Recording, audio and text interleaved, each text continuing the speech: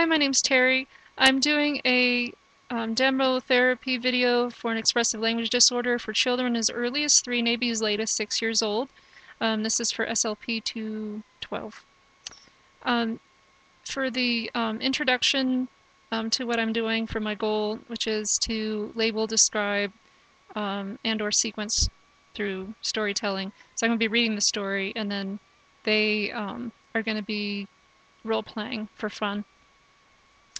So I'm going to do the introduction first and to the subject and connect to their prior knowledge. I'll ask them questions like, do you know what a frog is? If you do, raise your hand.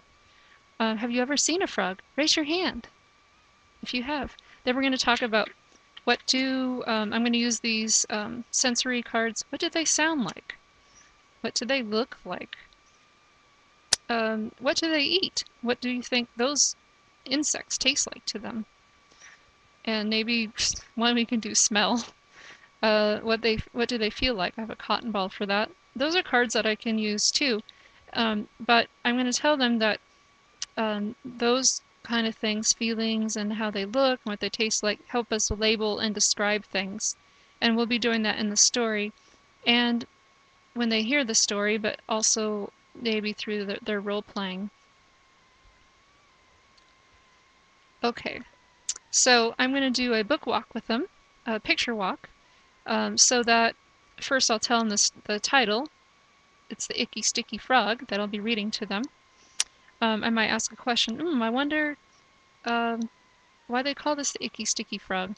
And then we'll go through and flip through the pages and see what's going on and who's in the story. So we have a fly. And the frog, of course, is the main character.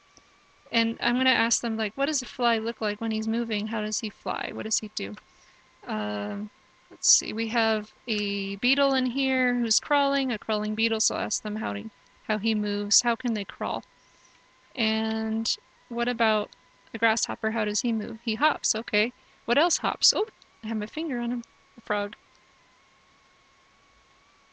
And of course, another one that flies is a butterfly. And at the very end, the fish. And we talk about, I wonder what's going to happen in the story. Okay, when we go through that, I'm going to review the vocabulary. So at the beginning of the story, through the whole story, we're going to see the frog. He's the main character. And some other characters we have are insects. And so we'll go through the insects. So I have all the insects here, the grasshopper and the fly. And I'm going to say them. We went through them through the picture walk, but I'm going to say the names, have them say them. And of course, at the end, we have the notorious fish. So we'll go through that, and I can use those to help cue them as well if they're having a difficult time when I ask them a question about the story. Another thing is, before I read the story, we talked about what sticky means. I had them carefully touch the tongue, because it's pretty delicate.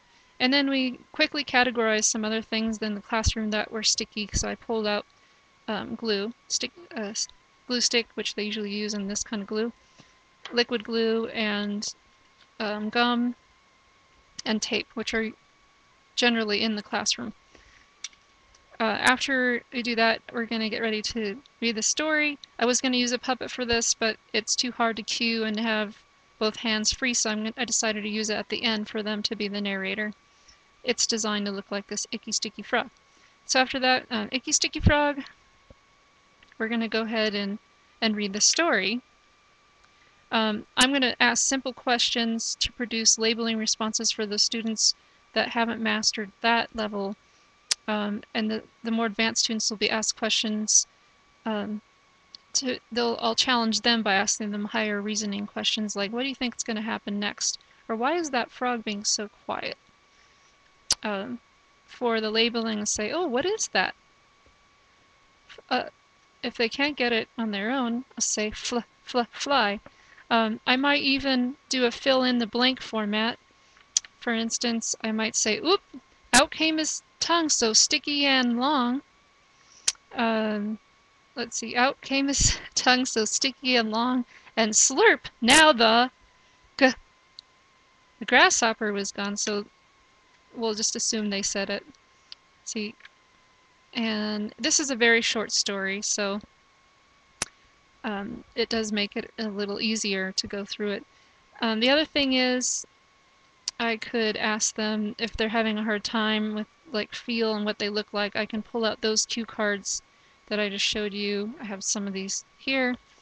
If they're having a hard time seeing it, I can pull out the cue card again and say, what is this? Or what do you think those round things are on him? What do you think those are called? What does he feel like? So I can also do that for students that are needing other cues. I can pull out the sensory cards, do the sound cues. I can also give them a choice and say, where do frogs live? Do they live in your swimming pool, or do they live in a pond? Another thing I could do, let's see.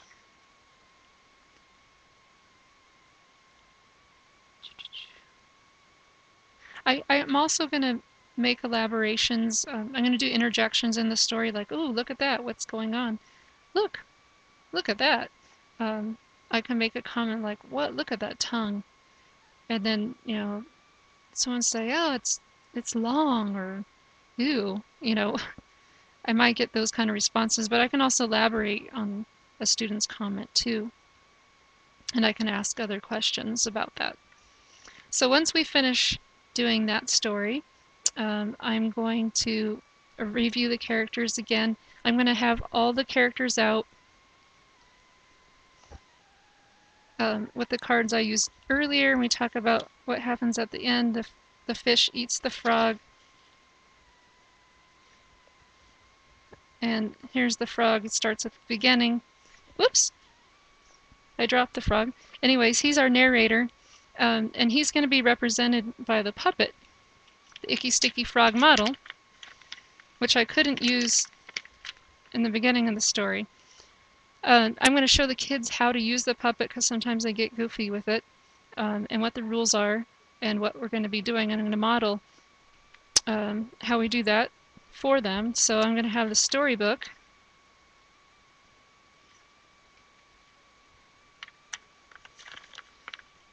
And I'm going to go through page by page and show them, and then they're going to narrate what happens. And each student is going to be given a cue card to make it easier. But if it's too easy for them, then I'll just have the students act out the action I give them. Like I might have one hop or one crawl for the beetle. So each of them are going to have an action that I'm going to give them. I'm going to whisper in their ear, and then they have the card. And then they're going to follow the sequence of the story as the student tells the story with their the icky sticky frog. Now for students that don't feel comfortable doing the whole story, I might just have them do the beginning and the end. I mean, especially if they have a hard time they're at a lower level, and that would make it easier for them. If I'm going to compliment a student, I would probably most likely say, "Ooh, I really like the way you labeled the insect, the grasshopper," or "I like the way you used a complete sentence to tell me what was going to happen next." But I'd make it very specific to what we're doing. For closing, we'll say, "Well, what do we talk about today? What is his name? And what did we do when we talked about the frog and the other characters in the story?" And we can say we did labeling, used complete sentences, and we told the story afterwards.